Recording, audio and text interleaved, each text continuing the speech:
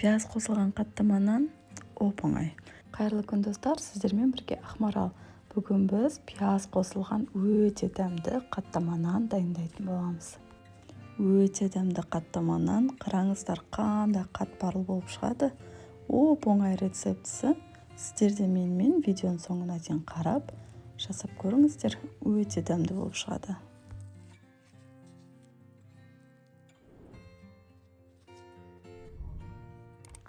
Достар, алдымен каналға тіркеліп алыңыздар. Бізге ең алдымен қамыр ашытып қою керек болады. 300 мл жылы сүтке 100 мл жылы суымызды қойып, тұз қосып, бір қасық қаймақ қосып, дрожж қосып, кішкене ғана дрожж керек болады бізге. Дрожж қосып, жақсылап етіп, жұмсақ қылып қамыр илеп қоятын боламыз.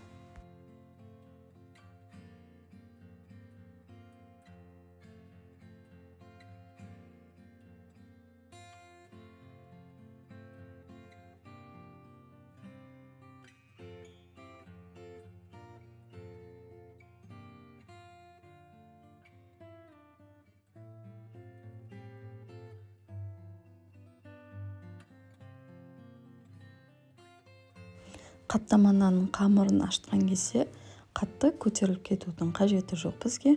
Жарты сағат жылы жерде тұрса жетеді.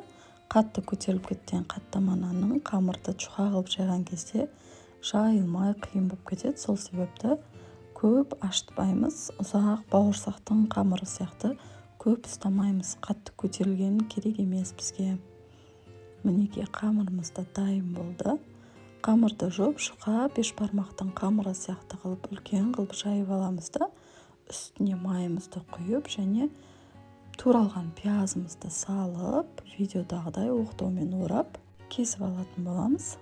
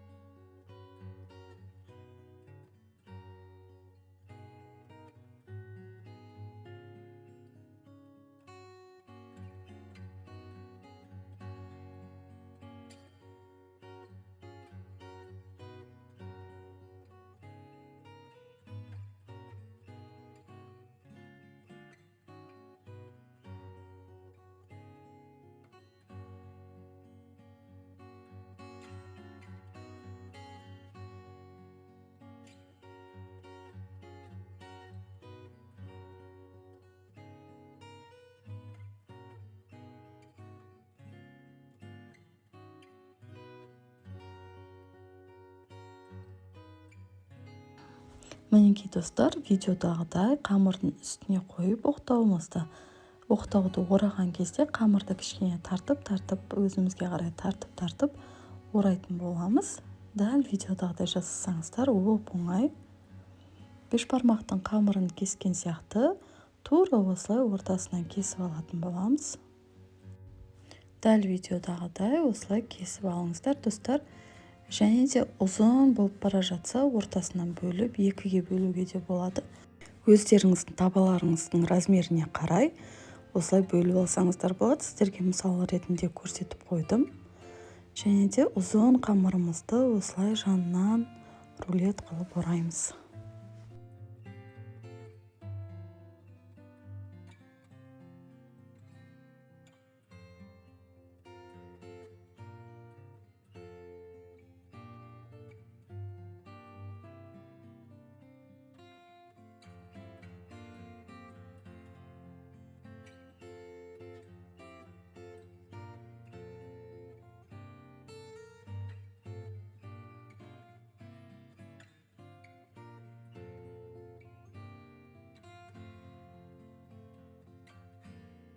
Қамырымызды 10 минутқа холодильникке салып алып, ұнды сеуіп, жұқалау қылып қамыр жаятын боламыз.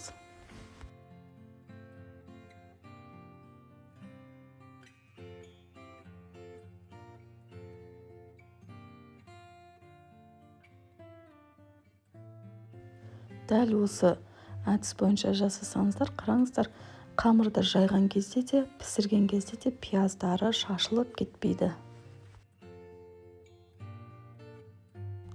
Қызып тұрған майдың үстіне қамырымызды қойып, ортасына от тимейтін болса, ортасын осылай басып қаттаманы қайта айналдырып тұрып пісіріп алатын боламыз.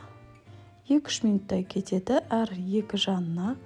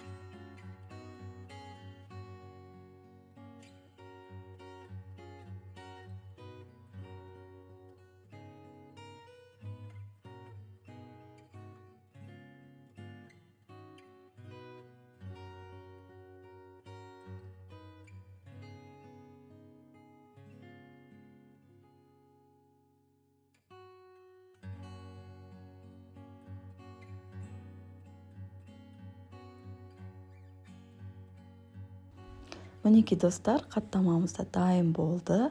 Өте дәмді болып шықты. Сіздер де міндетті түрде жасап көріңіздер. Өте қатпарлы, әрі пиязы шашылып кетпейді. Өте керемет қаттаманың әдісін көрсеттім сіздерге. Және де достар, қаттаманы ыстықтай жегілеріңіз келетін болса, қамырды холодильникте 1 аптадай сақтауға болады. Дрожжының дәмі шығып кетпейді. Жейтін кезде алып пісіріп жей беретін боласыздар. Астарыңыз дәмді болсын. Каналға тіркеліп алуды ұмытпаңыздар.